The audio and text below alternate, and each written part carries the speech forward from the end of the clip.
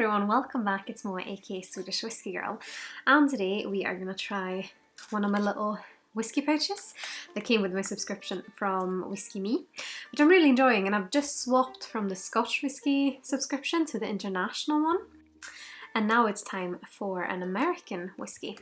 So this is from Sonoma Distilling Company. I think that's how you say Sonoma.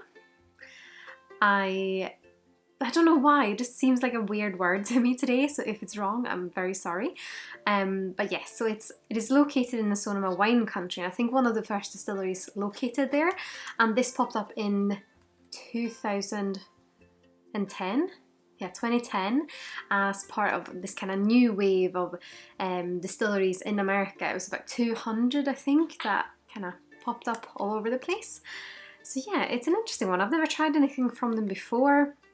They have this kind of from grain to bottle approach, and I think most of the grain they're using is very local. So yeah, I'm looking forward to trying this. So this is their Cherrywood rye whiskey. It's bottled at 47.8% ABV. I also have this little handy thing, which also tells me that it's been matured for at least 2 years in virgin American oak. It is made from a mash of 80% rye and 10% wheat, which I believe both are from California, and then 10% Cherrywood smoked malted barley, which I think is from Wyoming. So yeah, a rye whiskey, and I'm very curious to try it. They also do bourbons, and they do a rye whiskey which have been infused with black truffles, which sounds very interesting. If you maybe live nearby or have tried any of them, I'd love to hear what you think of them, so please let me know in the comments below. But this was available, I think it's sold out now from the places I saw it, but it was available for £50, and I think it's available for $50 US as well in the States. But let's start by having a look on the nose.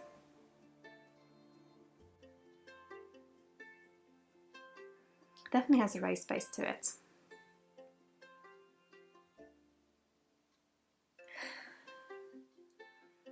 And it feels quite damp rye,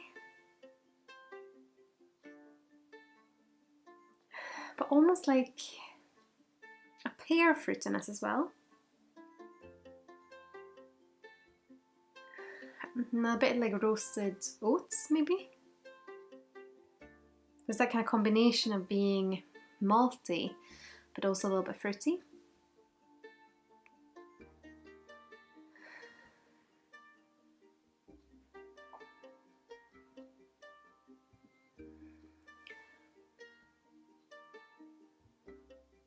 It does have a darkness to it, almost like there's something ashy about it. I wonder if that could be the smoked barley coming through.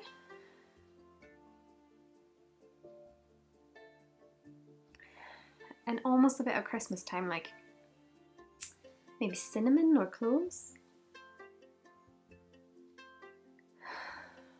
Let's have a little taste. Sláinte Skål.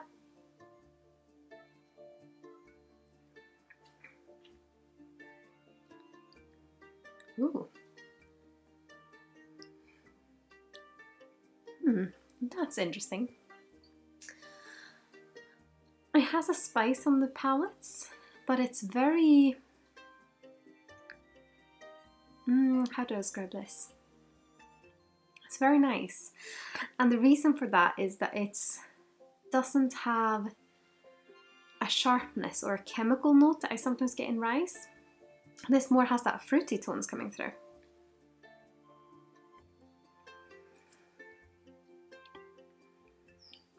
Like, it still has the ryeness in it. And rye for me is often associated with something chemical. And I usually describe it as petrol. And it does have that underneath, but it also has these other fruity tones.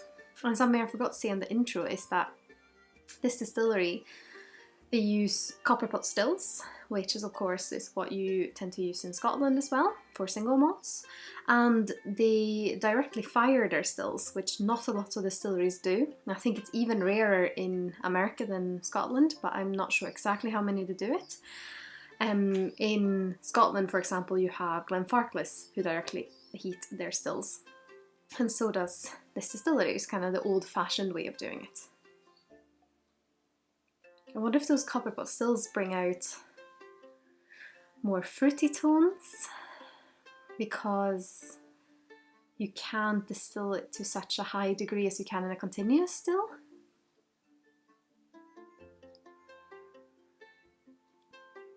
But straight away, this is definitely a rye whiskey that suits my palate, because if it gets too spicy or too chemical or too... It's that chemical note. Sometimes if it's too much of chemicalness in it, it almost feels artificial, even though I know it isn't. So yeah, this definitely suits it because it has more of a, I guess you could call it like a single malt touch.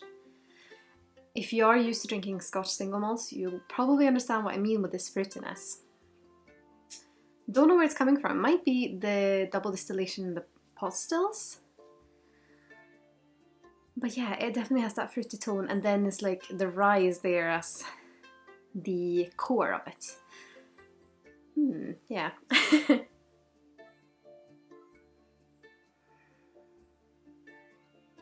Now I'm also trying to look for that Cherrywood smoked barley. It might be there on the finish. I mean, what did I say? It was 10%? Yeah, 10%.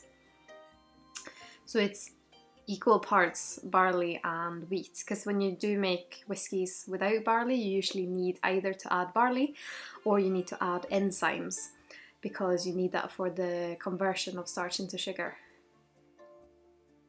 So yeah, it's on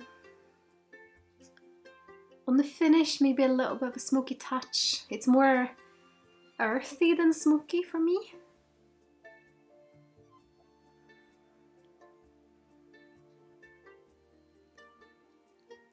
Definitely has a spiciness to it as well, like it feels tingling. But in a good way, because it doesn't feel dry, even though it has a wood touch to it. I'm really happy with this one. I didn't know what to expect and never do with ryes. I am getting more and more experience with them. And being bottled at 47.8, yeah. It's... With that spice, you maybe have a little bit of a hot note to it, but I don't mind that at all. I think it suits the style really well. I could always experiment with adding water, but I don't have to add water.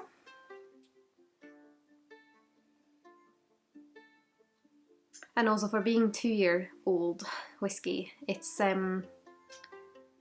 or at least a minimum of it, it doesn't taste too grassy or too sharp or youthful for me anyways, but I'm guessing the climate in California is quite a lot different to the one in Scotland, so you would get a quicker extraction of flavours from the casks.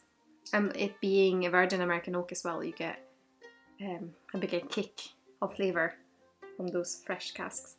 But in the same time, it's not too dry, and I know I said that just a second ago, but yeah, there's a good balance, I would say.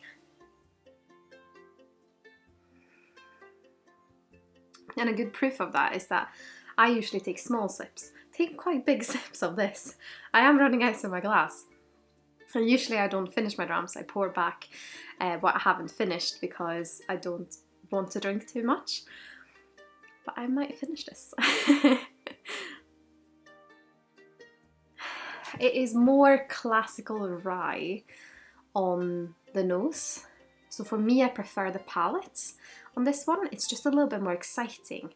And it has that balance between the fruitiness, which is, I would say, quite pear-y. It's not very bright and light and green and fresh, but it's like a pear character to it, which is that kind of fruity, but it feels a little bit heavier than your typical kind of pears and apples. So my video cut out here and I didn't realise, and instead afterwards, when I thought I pressed play again, I recorded myself tidying up in my living room for 10 minutes. But instead of showing you that, I'm just going to wrap this whole video up by saying that this Cherrywood rye from Sonoma Distilling Company is definitely a rye that is suiting my tasting rye, which has that kind of almost single malt-esque fruitiness, and a little bit of that rye spice, which is really lovely in flavour. I'd love to hear what you think about it. Please let me know in the comments below if you like or have tried anything from the Sonoma Distilling Company, or if you have any other recommendations for me. And as always, I just want to say a massive thank you to my wonderful supporters on Patreon. I'm so grateful to have your support every month. But as always, I hope you're all having an absolutely lovely day, and I'll see you in the next video. Sláinte Skål!